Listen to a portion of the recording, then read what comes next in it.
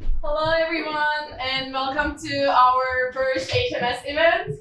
I'm so happy that you're here. Thank you so much for taking the time to come here. I can't say that I'm not nervous, although I told some people that I was not nervous at all, but I'm more excited than nervous, and I feel like in the industry we're all like family, and I'm just so happy to be here. And this is Denim After the Loom, the impact of stonewashing.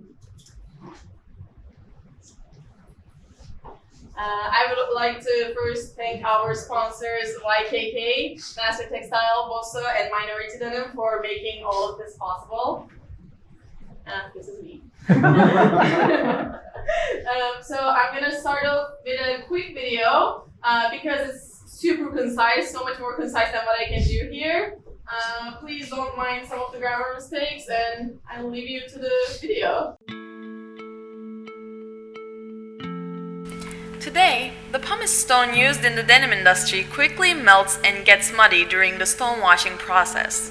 This situation causes excessive amounts of stone consumption and prevents the denim production process to be environmentally sustainable. As the widely used natural pumice stone quickly diminishes in size during stone washing, the residue of pumice stone accumulates in wastewater systems and consequently contaminates our natural resources. The residue of pumice stone produced during the stone washing process is not only harmful to the environment, but also counterproductive as the disposal of the pumice stone residual costs too much time and money. The handmade stone is developed in order to eliminate all the disadvantages created by the use of pumice stone in the stone washing process. As a synthetic stone made with recyclable products, the HMS makes stone washing environmentally sustainable. The environmentally friendly HMS is extremely durable, recyclable, and leaves much less residue than the pumice stone. The use of HMS prevents the excessive use of natural pumice stone resources, is cost-effective, and its durability is beneficial for the textile industry. The HMS can be used many times, unlike the pumice stone, a feature that is going to make the HMS an essential component of the denim production process. Moreover, the HMS's physical appearance and effect on the denim products are strikingly similar to that of the pumice stone. The environmentally sustainable, durable, and cost-effective HMS is soon going to be the shining star of the denim industry. So, this is our video. Quick summary of what we are talking about. So I want to start with, giving the mic to you. What do you think of when you think of denim and jeans? You can just start saying, you can just shout it out. We're all friends here. Like History. History, exactly. Comfort, maybe. What else? Workers, cotton. Indigo. Yeah, exactly. How about vintage? Authentic washes, yeah. Maybe some fades there. And does everyone know here how we get those fades on our jeans? Like the one here. Does everyone know? Or is there anyone who doesn't know? So basically, that's going to be the topic of our conversation tonight. So to get stonewashed effect, you need to wash a raw garment that's dyed with indigo with pumice stones, that's the natural mine, and you get the stonewashed effect. So this is what we are going to talk about, and this is what we are going to say that is the best replacement of that product. So this is a pumice resource, and it looks beautiful. This is actually a picture from Italy, and this is another pumice resource. Also, it's just a natural beauty. It's pretty, but then what we do is we go in and we take this resource, we use it, we exploit it kind of. We mine it, and around like millions of tons of pumice is being exported from Turkey, some from Italy, although it shut down because like it was absolutely like fully done. So to put them into the washing machine to get the stone wash effects. If you are not familiar with this is an industrial washing machine in a factory. You basically put 100 garments in it and then 100 kgs of stones and then water, and then you wash it until you get the effects. So that's actually something that no one really talks about and most consumers don't know about, which is confusing to me because like I grew up going to a factory myself because my dad was working there and I thought it was common knowledge, but it's not, let alone how to make it sustainable. And after stone washing, pumice is kind of like chalk and it degrades with water and it creates this sludge. This is a wastewater treatment system of a factory. And the sludge looks like this. It's a toxic sludge that is almost not recyclable at all. And even if you wanted to separate it from chemicals, you would have to use a lot of chemicals like bleach, and the carbon footprint of that is very, very high. The problem here with pumice is that it's actually like a sponge. It soaks up all the chemicals, all the indigo and water, and creates this sludge. And this is like an average daily sludge that a mini-sized company generates. So after this point, you know, most of the slides are going to have this background because I want everyone to see it because no one ever shows this picture to anyone. This is my dad. So my dad has been in the industry for the last 30 years. He's normally a doctor in agricultural engineering. The video that you saw actually was the factory that he built up. It was kind of like a farm too, you know, very green. So he's in love with nature. And then after seeing this, he was like, I need to do something about it. So he dedicated 8 years of his life and did research and development and came up with this stone, handmade stone, which is this. And then I was back there and I wanted to make it global, so it's a family company right now. And this is how the stones look like. And then after talking to customers, after getting a lot of feedback, we realized that there's a lot of advancements in the textile industry, and there's like recycle, there's lyocell, there's like weaker but more sustainable fibers. So we thought we needed to adjust ourselves instead of asking people to change their ways. So we created different sizes of HMS, so size 2, 1, and 0. HMS Light, which floats in the water. Actually, I want to show this to you. So this one sinks in the water, like this. And then this one floats in the water.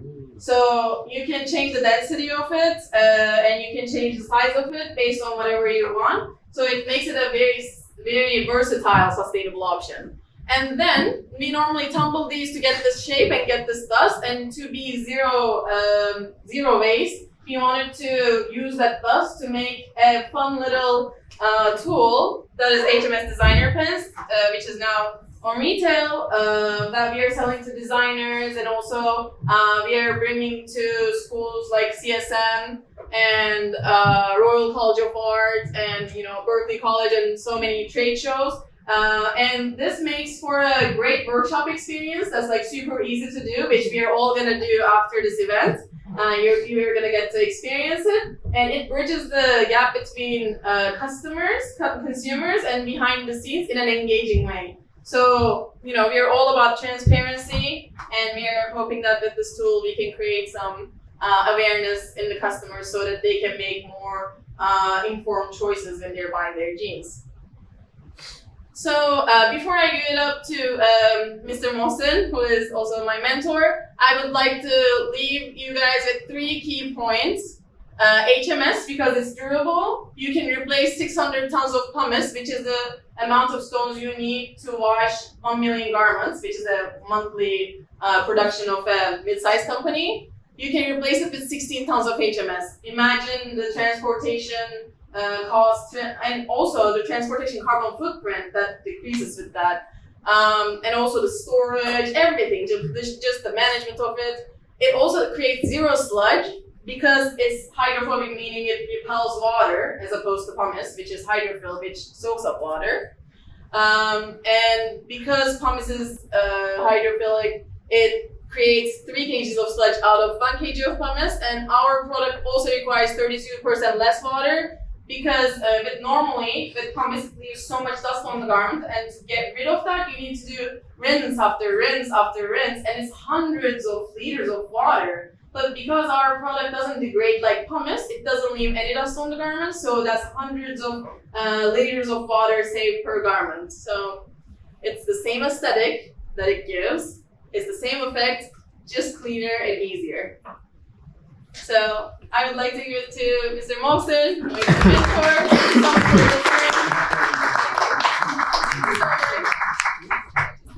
So, get myself started. Hi everybody.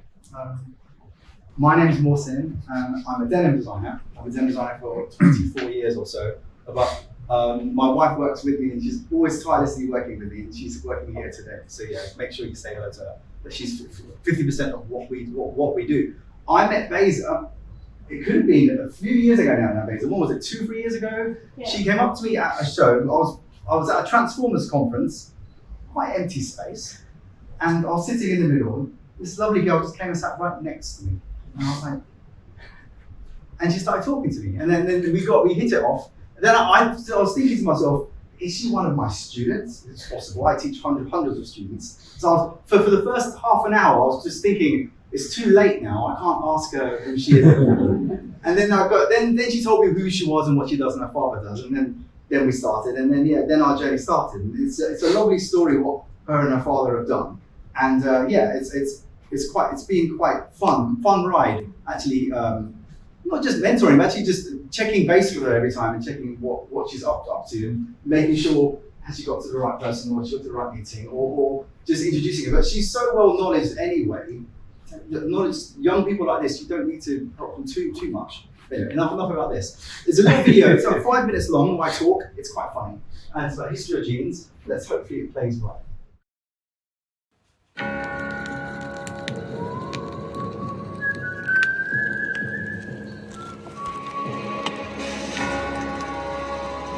The American West, famous for its cowboys, kitted out in Stetsons and denim. But I'm not in California, I'm in Crawley in Surrey, at the Deadwood Western town.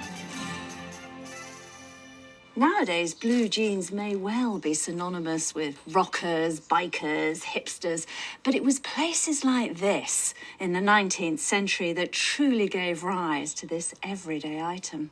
To help me trace this incredible jeans journey, I'm meeting jeans historian Mohsin Sajid. So, Mohsin, does the story of denim begin in America? Well, actually, the story of denim, or denim, probably most likely starts in Europe, in Italy and France. There's lots of historical reference with weaving that comes from France and our Italian friends. So I've heard a sort of like story saying that denim itself means denim from Nîmes, which is in France. Correct. That jeans is also another corruption of a European Genoa. Is this true? Absolutely correct. So all of these tailors went over to America and they took all that knowledge with them. For many in the mid-19th century, America was the land of opportunity, and the infamous gold rushes saw hundreds and thousands of fortune hunters make their way west. So what have we got here? This is a 1840s full front garment. They don't look anything like jeans, do they? No, they're all workwear. They were made for putting on top of another garment. They're sort of protective covers. No fly. This is how you get access. The fly wasn't invented yet. These gold prospectors needed clothing that could cope with the stresses and strains of mining. And so they were closely followed by opportunistic business owners who saw their own chance to cash in. There was one in particular called Jacob Davis, a Latvian-born Jewish immigrant tailor. And he was making garments for all the gold and silver miners. The thing is, people were filling up their pockets with tools and rock, and the fabric wasn't as strong as it is now, so of course it would tear away. Jacob Davis came up with the idea of like riveting garments for the very first time. If it wasn't for him, we wouldn't be wearing jeans like today. A rivet is simply a permanent mechanical fastener. By hammering them into points of strain, like the pocket seams, the jeans became stronger. The invention was an instant hit. But nobody's ever heard of Jacob I know, Davis. absolutely right. But he had a really genius idea, and he knew it was a really great idea. And he knew other people would want to copy it. So Jacob Davis had the idea to patent the points of strain, the actual rivet itself, but he didn't have enough money for the actual patent. So he went to the guy that he was getting the actual fabric from.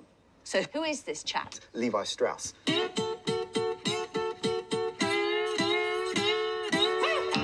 Levi Strauss ran a successful gold rush supply business in San Francisco. So crucially, he had the money for the patent that Davis needed for his improved jeans. So Jacob Davis goes to his supplier and Correct. says, let's do this together. He was just a humble little tailor. It was a lot of money back then to patent anything, but he knew it was an ingenious idea, so they both went in it together. And for some reason, one name has come through history and the other name hasn't. The patent was granted on May 20th, 1873, and the Levi Strauss jeans were born. But how did the jeans go from humble workwear to the iconic clothing worn by princes and presidents, rockers and rappers? Mohsin's home is a shrine to the history of jeans, with a collection of over 3,000 pairs. Oh my goodness. Welcome. It's fantastic. So when does this transition happen from workwear into what has to be called fashion wear? It was roughly in the 30s period where you start seeing it in vogue now. At the time, the dude ranch craze saw city dwellers visiting the Wild West for a taste of the cowboy lifestyle. And jeans were the go-to garment. And in the post-World War II period, denim was embraced by Hollywood as a garment of rebellion.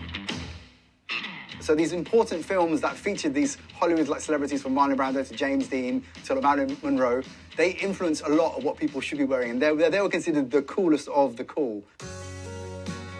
This expression of counterculture was cemented by the hippie movement of the late 1960s, and jeans became a mainstream fashion favourite. Today's jeans have changed little since 1873, with Jacob Davis's rivets still a key element of the design. Quite a fun video. My plan is to do lots more of these historical videos, and it's like Beyza. It's always nice having a video that explains it for you. So yeah, it starts with the rivet. Absolutely none of us would be in this room if it wasn't for that rivet patent. But you know, these two chaps are very, very important, but no one seems to remember poor old Jacob Davis, so which is quite sad. But yeah, there it goes. And we know so much about it because of the patent, and our American friends they patented everything, so that's why we know so much about the reason for it, which is quite funny. And the patent was only for the points of strain; it wasn't for the garment yet, which is quite interesting. The very first garment that Jacob Davis actually made was a duck canvas. It wasn't blue at this stage, but literally only within a few months, I believe, they started doing indigo. So the very first essences of an overall were a duck canvas, and this is a reproduction that Levi's actually made for their 150th anniversary, which is quite fun. And I managed to snag one. I don't know how I managed it, but I got one, which is crazy because they sold out within like 1 minute. But in their archive itself, they have got some pieces, but actually the Levi's archive hasn't got a lot of pieces, which is quite sad. But the pieces that they do have are very, very special. This is one of their oldest duck garments that I got to inspect together with my wife, and it's going to be. I've actually like reverse engineered it a few times, but I was there to really take the measurements, and I was allowed to do it because I've got that historian tag, which is quite fun. But there's other garments that are also important. This garment here is the triple pleated blouse from 1874. Levi say it's 1880. But the archaeologist who found it, which is Mike Harris, told me he found it in a pile of 1874 pieces. So I'll probably go with the archaeologist more. But it's such a beautiful piece, and it doesn't matter about the date too much. But you know, Levi's knew this garment existed, but they had no physical version of it until Michael Allen Harris found it. This is the only known piece that's in this particular state. The pleats are tiny; they're really small. It's got the twin needle is amazing, like 1/8 that goes into a 3/16. It's absolutely stunning. It fits women better than men. It's just a stunning piece. And I was lucky enough to examine it as well. Very, very honoured. And then, yeah, so if you're lucky enough and crazy enough, you can still buy these kinds of pieces. I have friends who go down mines. I have friends who go and spend $250,000 friends of mine who actually do this kind of work. But paupers like us will probably only get the replica. But if you're lucky enough to have something like this, then yeah. But I've got scraps as well. But even those scraps are worth hardly nothing. But us designers, what we love about these old garments is how they're worn in. We can learn so much about the indigo, the kind of cotton, how it was spun, even the weave, even the texture about it. And we try and replicate it, not to copy, but to learn and examine. And yeah, it's quite fun. Even the replicas that Levi's have made, they've had to make them again and again. Every 10 years, they realize they made a mistake and they quickly just make it again. And then they change the pocket shape slightly. So, I've got replicas of what they've done, but I think are perfect. And then 10 years later, they do another one, which is slightly tweaked because they found something else, which is fine, which is great. So it's good that they're being transparent. These garments were miners' garments. Up until the 30s, there weren't anything else. So it's a lovely story. And even the shape of the pocket is for that reason. But all the marks from the mine, and the mine's got a lovely story because it's full of rocks as well. And here we are talking about HMS. But it's a lovely thing when it's linked back to things like this. But yeah, these garments were made for miners, and all the details for them were for that particular sort of reason. Even like this chap here is wearing a bit of rope around it. There's no belt loops yet at this sort of stage. That came in about 2022. And yeah, you can, if you're lucky, find these old garments. And I've got a few like this, and I'm really lucky to have them. But for me, I examine it for its wash pattern and its dirt marks. And I've got even things that are still in a bag with the dirt from the mine. I'm nervous to even wash it. I'm nervous what it's going to just turn into something else. So I just want to preserve it as it is. But the reason why things fade and the reason why we're all here is because of a particular process of how our denim garment is actually made. It's done with a rope dyeing process where we use a shed load of water to do it. And it is a lot of water, like 3 big baths of fresh water. Then the indigo dye, which is often dipped 6 or whatever times. Then more fresh water. If you want a darker dip, you go around again. Our Japanese friends have been known to do it 30 times sometimes. So it's quite mad. But this process itself is magic. It is magical if you get to see it. But the amazing thing is, and the reason why our denim fades and chips off, because the core is still white. That's the important thing.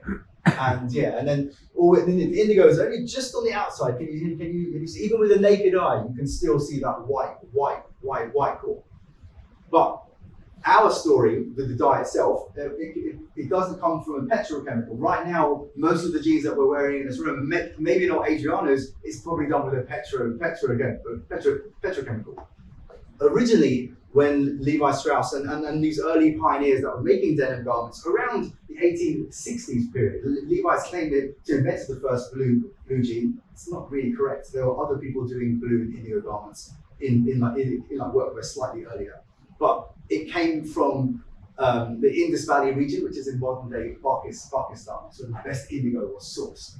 But our story in like Europe is slightly different. Obviously, we were importing indigo in from India. Most of our European friends didn't even know where it came from. It just came in rock rock form. But in Europe, we were dyeing with we were basically dyeing with like woad. So the earliest example, and our friends at Candiani in Italy, they found and they examined, they did a big old project, and they figured out the earliest known indigo garment was from the 12th or 15th, like sort of that century, most likely cotton or hemp and like linen as well. And also the important thing is here, the weft part, which is normally the white part, was the indigo part. So it's kind of like reverse. But really, really, really beautiful. I managed to get a swatch of the reproduction of the fabric.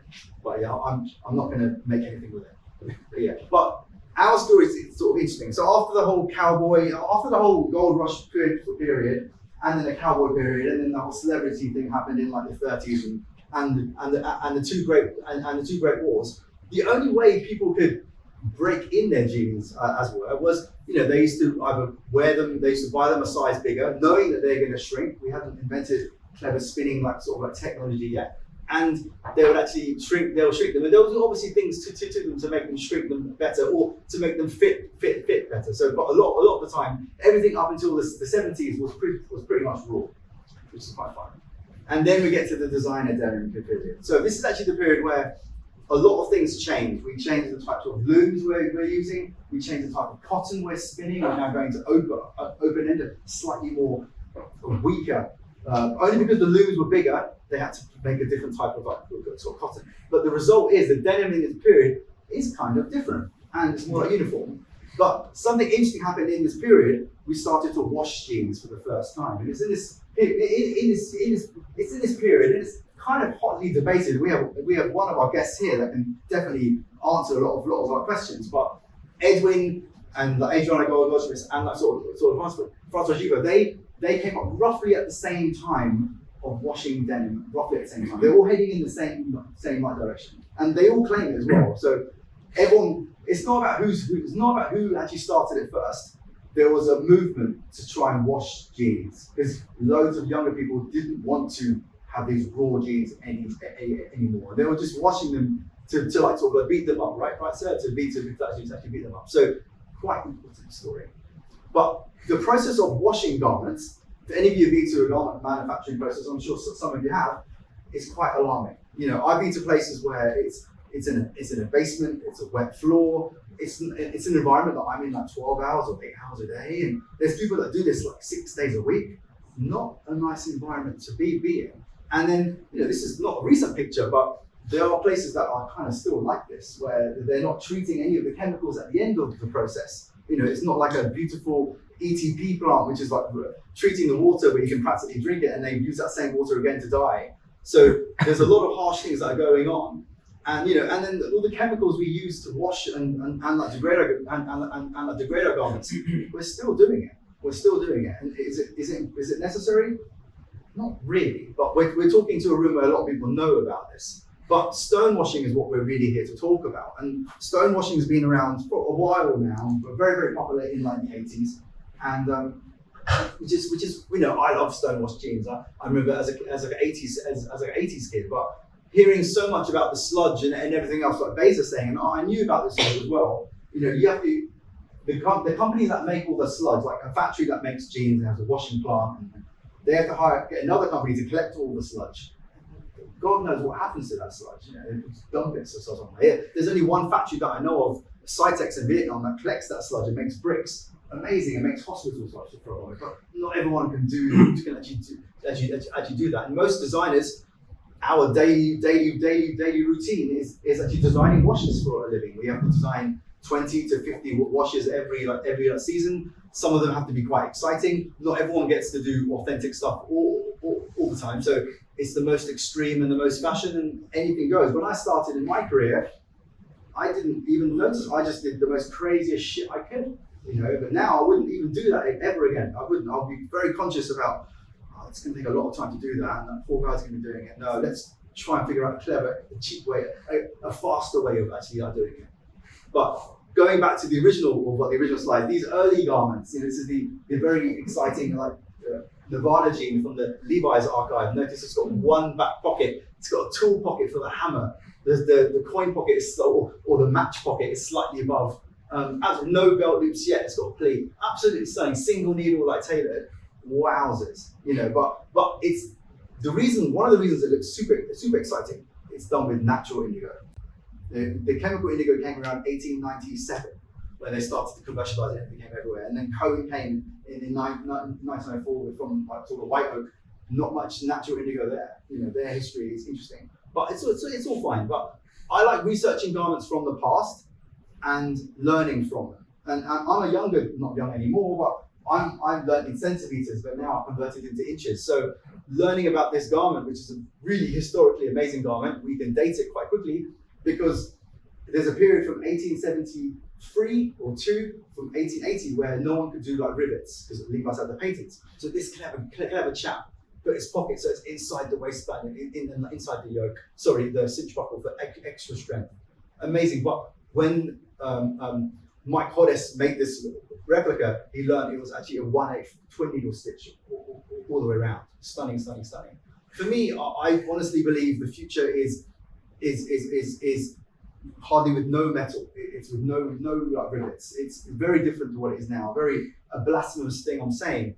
There's certain things that we've done that we don't need to do any sort of anymore. And the fibers that we're using, as Beyza sort of mentioned, we have to use fibers that can, first of all, don't harm the planet, don't harm us. And if we wash them and if we put them in the ground again, they will all disappear.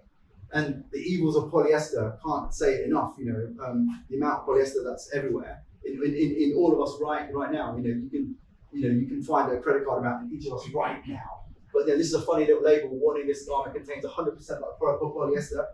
A sort of derivative of crude oil, sheds microplastic when machine wash, harmful if swallowed. It should be in every single polyester garment. It won't be, but it should be. But yeah, enough of me talking about that. So now I'm going to call up our very first guest. It's Mr. Besim, and he's a fantastic chap.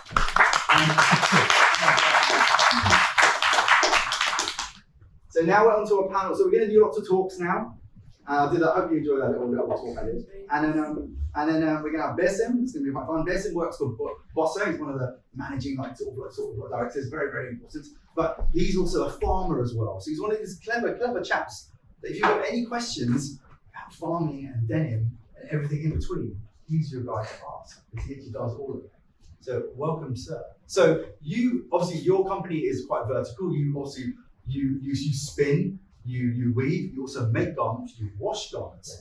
So it's quite rare. There's not many companies, there's only few in the planet that do all that. A lot of our Japanese guys. For your information, yes, some contracted cotton production as well. You do have, I see. Sorry. I have some cotton fields as well. I've seen his cotton fields, I've seen his brown cotton fields, I've seen his hemp developments. It's one of the earliest fields I went to where they were using marmora hemp from France. Quite impressive. So when it comes to, okay, let's start from the beginning. When you started in your career, the types of chemicals and the types of things that you were doing to destroy jeans, we're talking in the 80s and the 90s when it was really, really popular. Was it, how harsh was it? Actually, I'm in the industry, textile industry, about 30 years. Okay. And for the last 18 years, I'm working for Beyza. And at the time when I started Beyza, the thing that you made a wonderful summary about the history, but I had seen some of that summary as well in my life, in my own eyes. For example, at the first day, we were only talking about the conventional cotton, we were only talking about the conventional laundry, and day by day everything has changed. For example, the first thing I had seen in my career, it was about 8 years ago, we get the ozone. Ozone, yes. Yes, the ozone. But ozone is a wonderful solution, but get a lot of challenges. And that's to reduce bleach, right? So it's got an alternative to bleach. Yes. Okay. Yes, and but the challenge that we have faced at those days, if you cannot keep the ozone level in the right figures, you can ruin your fabrics. You are going to totally demolish your fabrics. It's going to be weak and you can tear by your hands. And it's quite fast. It's quite a fast process. So yes, it's very fast, but you can dye the lycra, kill the elastomer. Yes. You can kill the cellulose. So it's very risky. But it was so fun. We made a lot of trials with those ozone machines in our factory. In some cases, it was helpful. Then, as time goes by, we have started the new fibers. At the beginning of my career, it was only cotton. Now we get all fancy fibers such as recycled cotton, such as day by day more lyocell. And everyone wants to hear these fancy fibers, but these fancy fibers has got a lot of challenges. The biggest challenge that we are facing, they are not durable. It's very hard to play with that. For example, especially with the recycled cotton, the fiber length is so short. And if you do not treat it very well in your company, I'm sorry to tell you that you are not going to get a wonderful denim pants at the end of the day, because it's going to be so weak that you are going to have a very weak denim fiber that we hate. And therefore, we made a lot of researches in the industry, and we find that this HMS is one of the best solutions in the industry because the conventional stones are so tough and whenever you play with that in the recycle, in the lyocell or in the light ounces, you get a lot of problems. But with the HMS, you don't have any problems. So in some cases, it's a very wonderful solution. And at the back, you can see some of our articles there. We got recycled articles, we got some hemp articles, we got some lyocells. And all of them have been washed with HMS. And we got some shirting articles, with the shirting articles, with the conventional, with the conventional stones, you can have a lot of headaches there. So it's a wonderful solution. Thanks a lot. And thanks for inviting me here as well. Oh, Thank pleasure. you. Yeah. Thank you so much. Okay, so now, first, let's just make sure we get this right. We got the Godfather himself, Adriano Goldschmied with us. Now, you know, he doesn't travel to England very much, and when he makes sure he does the rounds. He saw a dog earlier yesterday. I saw it on Instagram, so that's quite good. But you know, very, very important chap. And not only was he at the forefront of doing all this interesting, like fun development, as like sort of like Besim said, he's also now spent a lot of his time in his later part of his career trying to undo some of that stuff and find solutions to a lot of the things that have come along the way. And it's a great thing. He didn't have to do it, and he's now educating younger people on how to do things in a much more better and sustainable way, and still getting the effects of an amazing jean that fits amazingly well. So Adriano, please join us. That would be great.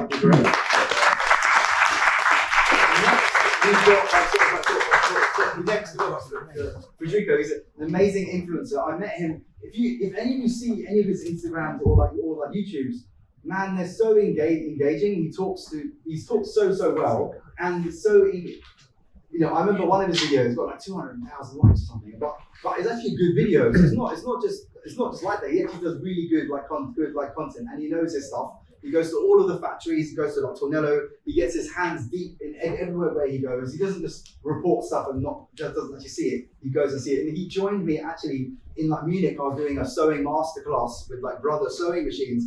He was there at every single masterclass, wanted to learn every single step. And then he did a video about it, which he didn't have to, and he got thousands of likes again. So welcome, sir. So thank you. And then, of course, we've got someone who I've known for many, many years. And this is a lady who actually I met at a Denim Dudes party, 2015 or 14. This amazing young girl came up to me. She goes to me, "You're mental. You're mental." And then I just remembered it. I was bowing down at Timberland. I was at Timberland for 4 years. And I said, who can I get to replace me? That really cool denim designer that I met at that party. So I got her in and she got the job. So this is like Leanne. Now, if you've been following her actual career, she's basically been heading up Black Horse Lane in their washing like the adventure. She's been doing that for many, many years. She's set up their wash lab. She's not only an amazing designer, she's a designer that knows how to wash properly. Not just give a picture and expect a technician to do it. She is that sort of technician. So there's not many designers that I know who know that aspect as well. So Leanne, please come. I think I've done it right. Okay. Question time. Oh. Leanne can go there, and then I'll just sit here. Yeah, Leanne, you can go here. And then, of course, now we have to get Beyza up here because it's obvious what's going to happen in these kind of panel talks. There's going to be a bit of cross-talking going on and all that business. So let's begin. So Adriano, first of all, with your years of experience firsthand, can you share the serious environmental consequences that you've seen in your lifetime? We saw a picture that in some way was, in my opinion, dramatic. It was a picture of an Italian mountain totally destroyed from taking the stones. Yeah. And honestly, it is a subject that very few are talking about.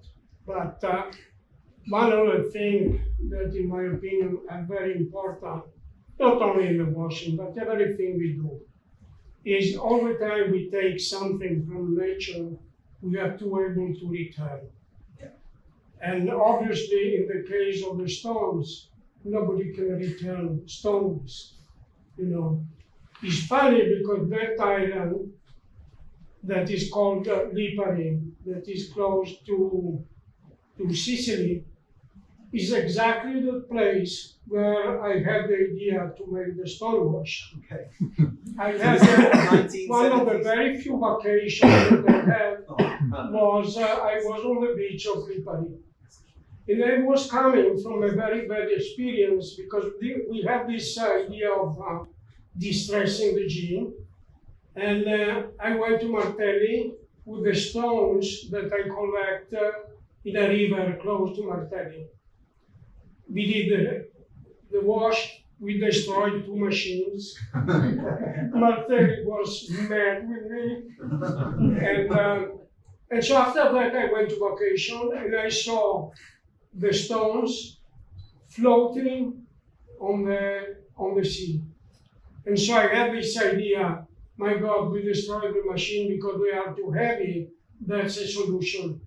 And so we called the mine that was there and we started developing the stones. The funny thing about the stones is that the stonewash is at that time, as you said, it was no communication. And probably we had more or less the same time, the same idea. Yeah. Edwin in Japan and Francois in France. Everybody is thinking was the first. The truth is that we don't have somebody judging our time. No, but I remember I worked at Edwin back in 2002 or 3, and they claimed it was them as well. So it's a strange story when people want to be first, but it's not about being first. Everyone was coming roughly to the same idea. It's about having a good idea and make it happen. That is the most important thing. Anyhow, talking about the stones, in my opinion, there are many things that we have to consider. First of all, conservation, as I said, because if you go to Mexico, you go to Italy, and if you go to Turkey, you have the same thing as in that picture. Second, I would say stones are lasting not a long period of time because the abrasion is creating a kind of sand and mud, and there are a lot of things that they are negative. First of all, they are creating a lot of problems to the machines because the sand, the abrasion, the basket is going to last not a long period of time. With HMS, this one doesn't happen. That is a very important thing, especially when you talk to the laundry, when they have to buy a new machine, they're not very happy. Right? Yeah. Second thing is the water. The water is very, very dirty and basically is very difficult to clean. Not only difficult, but also cost a lot of money. And we don't have that problem with the HMS because they are clean, the water is clean. Of course, we have to clean the water, but the process is much more simple, And then we have the problem of the mud, that honestly is terrible. Also because, as you said, as Beyza said, it's very difficult to recycle the mud because there are chemicals, there are a lot of products, and we are not really able to clean it, to recycle. And honestly, also, a lot of people are making a kind of breaks for construction. But honestly, I don't want to live in a house where the bricks are full of chemicals, and so I don't think it's a solution. True. The other thing from the aesthetic point of view. Stones are, maybe somebody likes it, maybe somebody doesn't, but they're giving a shade, a kind of light gray shade to the denim. Sometimes could be a plus, but honestly for me it's not. Especially when you work with 100% pure indigo, you like to have the real color of the indigo that has a kind of red cast. Okay, and so bottom line, I found that there is no comparison. What I think is important, I know that you will get working on that, is what is a handicap? The handicap obviously is the cost of money. It's more expensive than they are more expensive. The truth is that let's say we should have a serious costing, considering also all the not direct costing, like usage of the machine, clean the water, recycle the mud, and also one thing that is not secondary today, transportation. Means HMS, you make, for instance, a container, and this container is lasting for a long time. Years. Yeah. Okay. The So stones, it pays for itself. in some every ways. 2 months, a new container. Okay. Cool. Anyway, super. I mean, obviously, it is a big difference. I would like to also add, we have the costing here. I can Oh, also show sorry. it. I think No, you were hand signing me. I didn't get it. There We you did go. this after Mr. Adriano told us that we should do a costing exercise. We actually did it with real data from one of our biggest customers.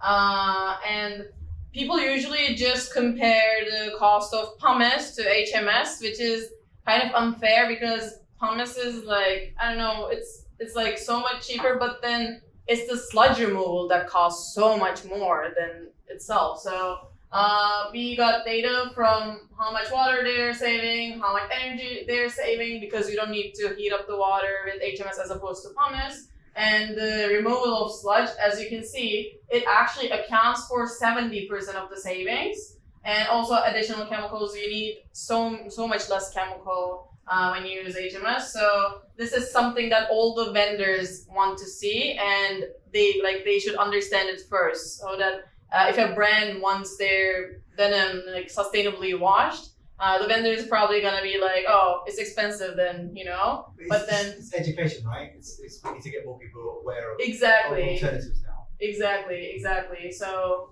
yeah, it's all about this. So yeah, this is what we did. Okay, I've got more questions. Yeah. So let's keep going. Sorry. Don't worry at all. I'm going to go over to like Leanne now. Yeah. So, being a bona fide specialist in washing now, having set up your own lab, and you know how to take apart the machine as well, which is quite mad. So how these alternatives yourself, you've been exploring yourself at Black Porcelain. How have you been finding using HMS compared to the stuff you've been using? So at Black Porcelain, our kit is all Tonello. So I am actually quite spoiled. I have some of the best machinery and tech in the market. And with the Tonello machine came the no-stone plates, which were the drum, where you put the metal drums in. yeah. So these are the plates that slot into the drum, and you can take them out. And I experienced that several months that my hands were getting slightly destroyed, but I mean, it was doing a good job with the product. You resurface these plates with Tonello, but before we'd done that, we thought we'd explore other options. So we tried HMS, and Beyza came in and showed us all this amazing data, which you've seen the snippet of here. But did it improve the workflow and the like efficiency of how you were working? So yes and no. It's not straightforward answer to that. So yes, it does. So in terms of the time for the wash, I get quicker results and wash down 2 stones. But because I've got an teeny tiny sampling machine, I don't have one of the fancy ones that you saw with the grill. So when the drum tilts forward and then you've got this grill, the stones come out. I have to like lift 20 kilos of stones into the machine myself, and then stop the machine. That's open above the your door. shoulder line, right? It's not that. It's quite high, isn't it? Yeah. So the little window, I do it in the little sampling window, Yeah. and then with a tiny jug, so it's a few rounds, and then I open the door and shake out all the stones individually per garment. But the overall quality, that's the thing. And all these guys are asking, does it look the same? Does it feel the same? I think it looks better. Okay. So not against no stone plates whatsoever, but the hit ratio on that compared to the stones actually physically in the drum moving around gives a totally different look in my opinion. No stone plates were great. I did find some limitations with fabric constructions. If it like had a raised twill, you was getting like an easier wash down in combination with maybe an enzyme or a slightly more abrasive enzyme. But with the no stones, I don't really need any enzyme. So it's moving around, and my work time on that step of the recipe is massively reduced because the more quantity of garment you put in the drum, actually you reduce. So even from sampling into production, you like reduce again in the set time. Okay, that's cool. That's cool to know. We'll go and visit Leanne. She's got cool aprons as well. You got an apron that you've been wearing the whole time. It's dungaree. Excuse me. Yes. And it looks quite awesome actually. I want to photograph it from my next archive with my told already. Yeah, I can't pour to save my life, so it's all over. Yeah, it looks like someone's been physically sick, but it's actually it looks amazing. I did also test Beyza a little bit with her data, and I weighed the stones before and after to see about the breakdown, and it was entirely correct. Pretty rare. You need to do your sort of due diligence. I mean, I studied mathematics, so I had to calculate it all. So. Okay, moving on. Customer education time. So, Federico, obviously, you've been at the cornerstone of transparency, doing so many videos about production processes, washing facilities. How have you been finding testing and using HMS and educating other people and educating yourself about it? How have you been finding it? No, I mean, I've been here, as you said, in many washing facilities and manufacturers. And the first time I asked them, do you know about HMS? And some of them in Italy, they didn't. But I told them to get in contact with Beyza to try to replace the pumice because we've seen what this does to the environment. So I think there needs to be a few steps taken, which might be part of all the steps in the manufacturing process. I feel like that if this kind of info reaches not only the business insiders like fashion insiders as we are in this room, but even the final consumer, it would be even better. And that's what I try to do every day with my content. And because consumers vote with their wallet, I guess. So if can be some changes in this kind of industry, it should start from both sides of the line. Well, that's a great segue. So obviously he's talking about B2C now. So you've been experimenting a lot with the designer pens as well. You're one of the first designers, I believe, that to even mess with it. But how have you been finding using those? And Beyza's invented a couple of different new shapes as well, from your guidance art, I believe. Yeah, we have this the first prototype here of the collab we're making with HMS with Beyza. So we're trying to bring this kind of pencil in the households, we could say, of every person, every consumer that it's interested in this in denim and the beauty of this product and this fabric, so they can understand and experiment at their own homes what you can do with a product like HMS and in which beneficial ways they can replace stones. What's fun about this stone, and I think I'm an ideas man, if any of you know who I am, and I tell Beyza straight away, you need to make really fun, exciting colours, exciting shapes. And so she goes, I'm going to do a moon shape next. So actually, you can mold this into any shape. Oh, there we go. Let Leanne hold it. But if you have an idea for it, and then now she's making. I think Beyza did a workshop at Black Horse Lane, and she made the Black Horse Lane logo in that. Gave it as a gift. So it's amazing what you can do with this list of stuff. But quite fun. But anyway, moving on. Adriano, the aesthetic compromises that you've been finding. You said it achieves really great it treats it in really very light washes as well, right? HMS. So light washes are quite difficult to do in stone washing because it destroys the garment really, really quickly. How have you been finding that? In your First of all, I hate the word compromise. I'm not the right person, but at the end, we face the problem every day. Means that what is our goal as a designer is at the end to create a product that one day, not today, is zero impact. Yeah. Not only today, mostly we talk about sustainability, but consider also that designing today, circularity is also a very, very important point. So when we start designing, obviously, the most important thing is to do more we can. Obviously, also, we have to think about the price, efficiency, the method of work, the fact that the process is healthy for the workers, a lot of things. And obviously, in every decision that you make, you have to do the best you can. So at the end, it is a compromise, because also sometimes you choose something that is good for you, in your opinion, but is bad for something else. Yeah. So you have to balance basically what you do. I tell you, yes, we are talking of HMS, and from my point of view, HMS is a compromise.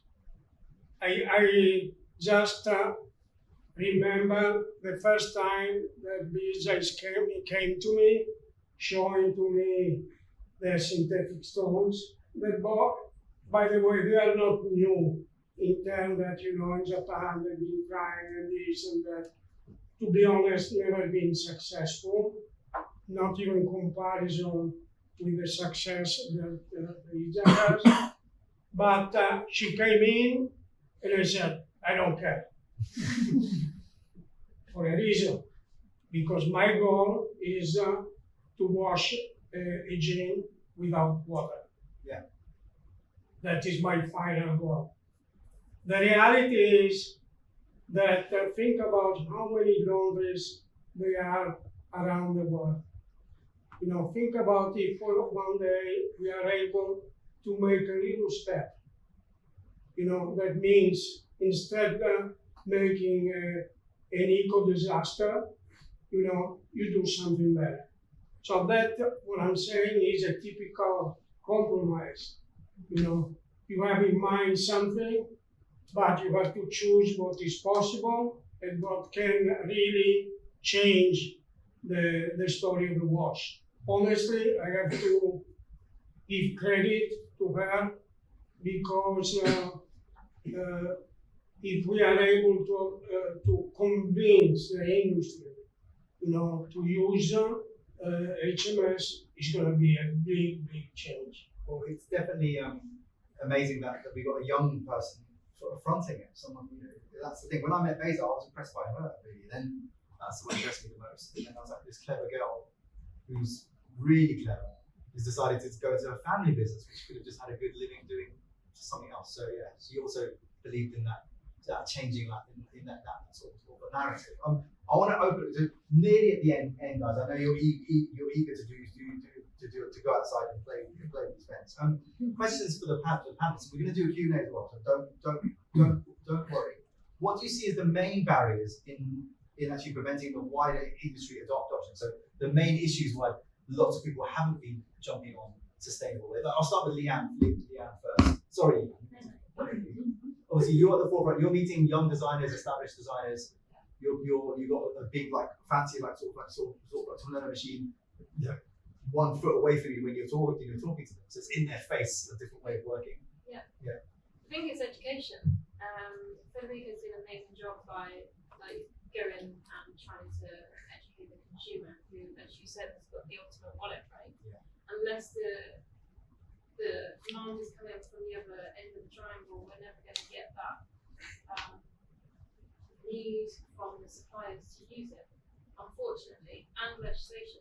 Like until legislation comes in that we have to be better and find alternative ways and become accountable for the sludge that's produced. The evidence that is coming out from the factories, then no one's really going to do anything, unfortunately.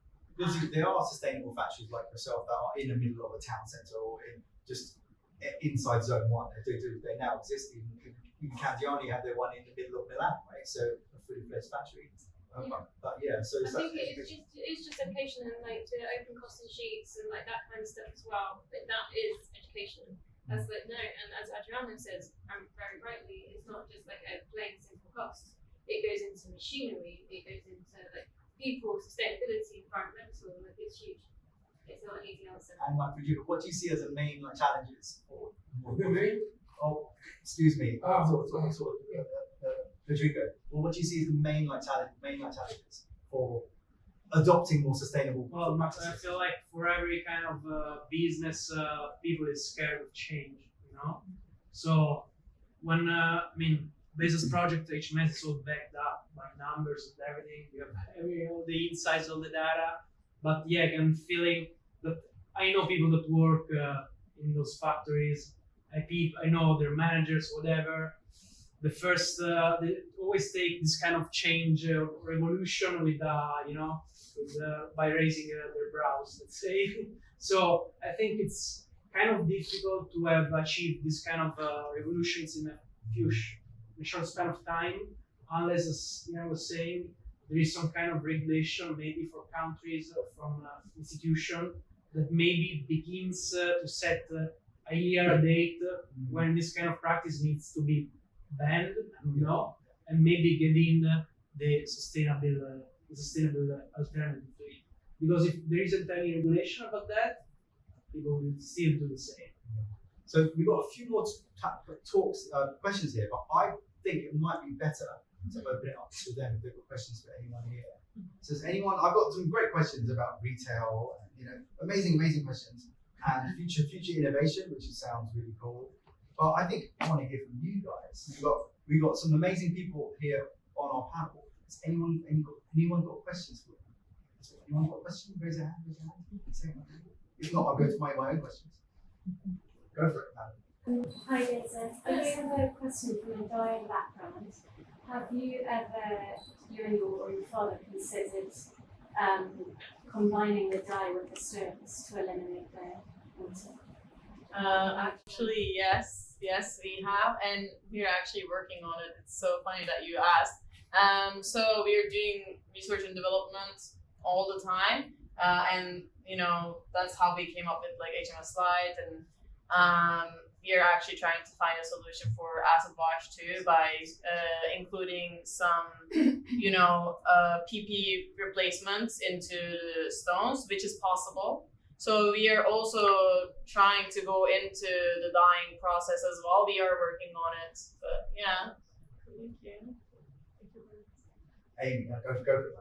For those of us who use Genealogia's EIM scoring to measure our impact of our gardening, have you measured the impact difference between conventional stones and Oh my god, I'm so great question. I'm so happy that you brought it up because I was like, okay, I need to do it like super basic, maybe, like not to bore anyone. Yeah, we are actually the only stone on the EIM system with a green score. And so the difference is pumice gives you a red score. It's like 100 chemical impact, and then HMS gives you a green score, and we are very proud of that. They recently actually launched a success story about us from Genealogia too. So yeah. Other than that, if you guys are interested in other vetting processes, we also have like a no microplastic university analysis report. We are ZDHC approved. We have the patent, so we really like to move like a scientist and back up our claims. So yeah. Thank you for asking. I have got one exciting question. I'll come back to it in a minute. Don't worry. The end is going to be more about you guys. For the panelists, final question: what innovations in denim washing are you most excited about, and where do you see the greatest need for continued development? Two-part question. I can say it again. So we're looking ahead, what innovations in denim washing are you most excited about? Let's start with that. Start with Adriano. Let's say my goal is not to wash. Not to wash. Only So not to wash means you've got a lot of raw jeans that you obviously, it's a dream in some way. Let's say the final goal is to make. I realized a few years ago, simplicity means in the early 90s, we was thinking to be artists, washing the jean, the hand paper, sandpaper, we was painting. Then when I went to China and I saw a picture of Greenpeace, I realized it's not the way. So what we have to do is, in my opinion, to make processes that they are simple, that all the factories around the world can learn easy. For instance, when I did, we was talking about the light washes. I did last year, for instance, some tests on, let's say, very light colors. And I made a very simple process that was in the same machine to have HMS and the Lumia from Sofia. Okay? What happened? That if you are using only Lumia, you arrive to a certain kind of color. If you put it together, basically HMS is opening the fiber, and the effect of, let's say, bleaching is much stronger. What I'm saying, bottom line, that the story of Make It Simple is very important, because I remember in the 90s, for instance, we was in and out for like 6, 7, 8 times in different machines, and that is basically impossible to repeat. I have a question, but I'm sure most of us want to answer, but what's the most difficult wash what's the most wash that's taken the most amount of time to create? Like, is it a 4-day treatment, or is it a 1-week treatment that you did? What's the most in your career, what's been the most wash recipe heavy wash you've ever created? Let's say at the beginning of the stone wash, I had a company called Replay that was came into the market, not in the jean, only on the shirts. And basically our goal was to make a very heavy stone wash on the shirts. And we was very extreme, and we was doing on the shirts 2 hours stone wash. And honestly, it was very, very difficult to control. And we had to put on the price like 40% of rejects. And I know the story of the coating, the story of special treatments, and that was a difficult time. I think that's a nice way to. Any questions before we go outside and enjoy ourselves? Any further questions? Yes, please. From me, obviously, I don't expect you to tell us your patterns, your patent secrets, and all. But what is this made of? Okay, thank you so much for that question, because I was thinking I didn't tell that. So you saw the mining process. During that mining process, there's some dust that comes out, and then it also goes to landfills. It doesn't have any value. We collect that dust, and it's pretty easy for us because it's in Turkey. The biggest mines are in Turkey. We collect that dust that normally goes to landfills, and we mix it with our patented binders that do not contain any plastic, that are ZDHC approved. and then we get the stone, and we somehow get it with the patented production as well to have holes in it. Just like pumice. It's inspired by that, so that it works until the last point. And you may ask, well, there's pumice in it. So the binders that we are working with make the stone hydrophobe, and that's why there's no sludge. So I hope that answered your question, but if it was confusing, please follow up any follow-up questions. You're speaking to one of the most knowledgeable people about it. She's I work with Delta. Yeah, she's a hardcore nerd when it comes to this kind of stuff. So. By the way, the difficult washes I forgot about. Yeah, what was a nightmare? It was the resin. The resin ones. Oh, my God. Some of these resins are coming back, Yeah, but at the time it was a lot of rejection to find the right formula was really. Today is normal, but honestly at that time was really difficult. Any questions for the panel before we go outside, guys? Any questions? You're eager to have a drink and have that food as well. Anyway, it's been an absolute pleasure doing this, and I hope you've enjoyed it. And do mingle. There's workshops next door. This chap here is going to be doing workshops, so make sure you go and visit him. He'll show you what he does. And do introduce yourself to people. If there's someone you've always wanted to speak to, now's the chance to do it. So yeah. I would like to have some closing remarks. We put some gifts for you guys, gift pouches that are designed by Sadia, Mr. Mohsin's wife. You have your own designer pen there that you can use. And other than that, we have some Daily Blue by Adriano garments that are non-denim that are washed. Our theme is denim, but non-denim also, it works at HMS. And then our sponsors were so kind to send the HMS washed garments, Beyza, Minority Denim, and Master that you can check out to see how it feels with our product. We are gonna go into the workshop where you're gonna get to try everything. I would like to lastly thank the Mills Fabrica for the space.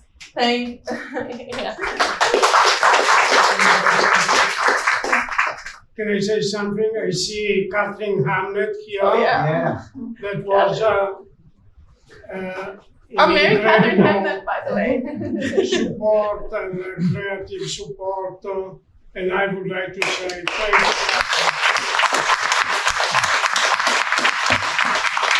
Thank you so much for joining us.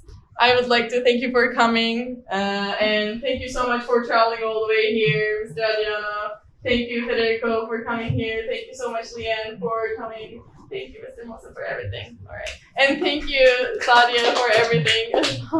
So, yeah, thank you. We can all go to the workshop. There's also some food waiting for you, some drinks. So, yeah, I hope you enjoyed it.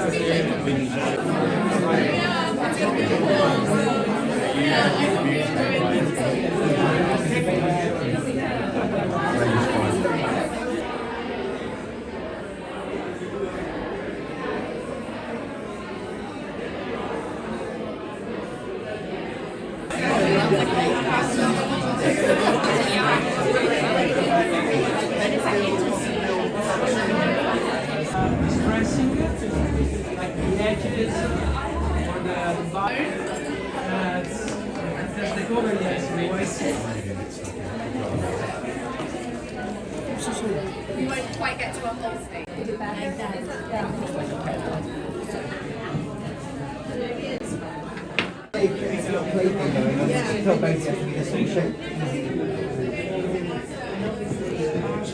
Yeah.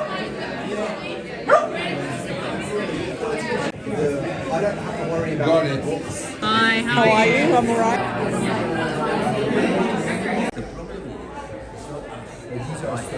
Yeah.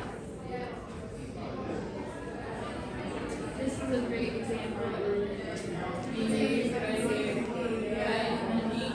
We are only selling fabrics, no garments.